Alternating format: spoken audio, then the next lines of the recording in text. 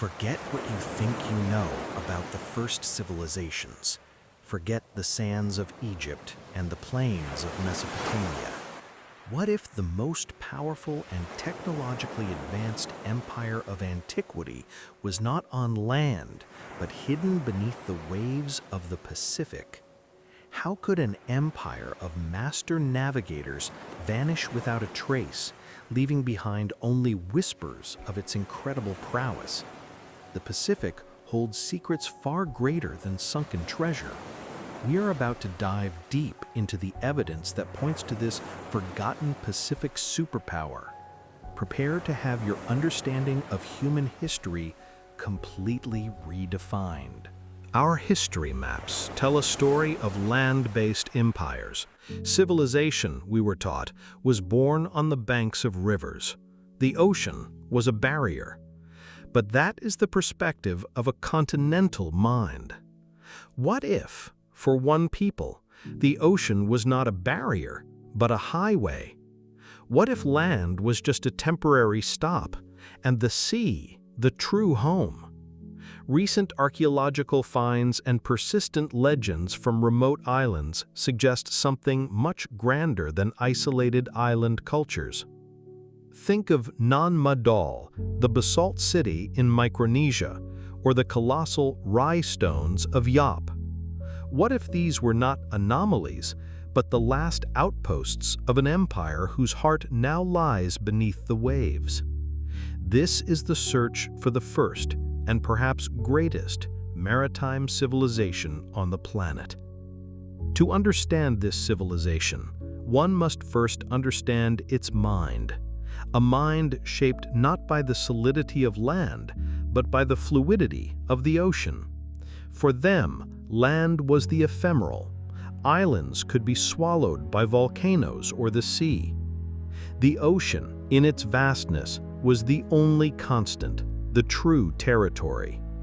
Their cartography would not be of lines and borders, but of patterns, maps made of shells and sticks that represented not land, but the sea itself, the currents, the swell of waves around atolls, the seasonal wind corridors. A living science, felt in the hull of the ship, read in the stars. Their worldview would not be linear, like that of a farmer who plants and harvests. It would be cyclical, like the tides, a cosmology of ebb and flow, of creation and destruction, where time was not an arrow, but a spiral. They did not just observe the world, they participated in its rhythm. And it was this profound attunement that allowed them to master the largest ecosystem on the planet. With this mindset, technology flourished in harmony with the ocean. Forget primitive canoes. Imagine fleets of great catamarans capable of carrying tons of cargo and hundreds of people. Some theorists speculate on lost technologies, the use of crystals for polarized light navigation, or even harnessing geothermal energy from submarine volcanic vents to power their settlements. The evidence of a trans-Pacific trade network is tantalizing. The presence of the South American sweet potato throughout Polynesia, shared genetic markers between populations on opposite sides of the ocean, and the constructions. LiDAR technology, which uses lasers to map terrain beneath dense vegetation, has revealed vast interconnected cities in the Amazon. What if we applied this same logic to the vast, now submerged continental shelves of the Pacific? What would we find? Perhaps the outlines of a lost world. A civilization with such mastery of the planet seems invincible, and yet it vanished. What could possibly erase an empire that ruled the oceans from history? The answer may be as colossal as the empire itself. If this search for our hidden history fascinates you, consider subscribing. Now, let us investigate the Great Cataclysm. Around 12,800 years ago, at the end of the last ice age, something terrible happened to our planet.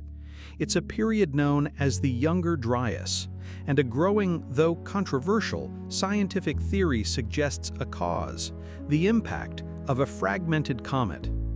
Not a single asteroid, but a rain of fire from the heavens. The impact on the ice sheets would have caused a cataclysmic, instantaneous melting, raising sea levels by dozens of meters in a very short period. Impacts in the ocean would have generated mega tsunamis, with waves hundreds of meters high sweeping the globe. The sky would have filled with ash and vapor, plunging the world into a cold darkness for years. For a maritime civilization, whose cities and ports would be in coastal zones, this would not be a disaster. It would be an apocalypse, annihilation. Geologists worldwide find a thin black layer in the fossil record, dated to this exact period, the black mat. It is a death layer, filled with soot and impact materials, the tombstone of a lost world.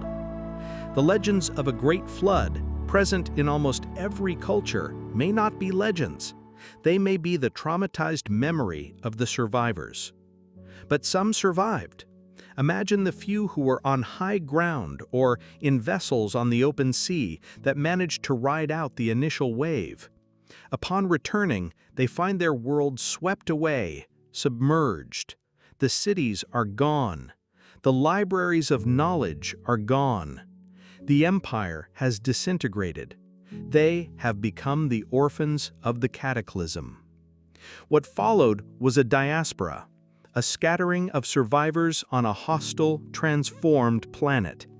And what if the Great Polynesian Expansion, which historians see as a journey of discovery, was actually something far more tragic? What if it was a journey of rediscovery?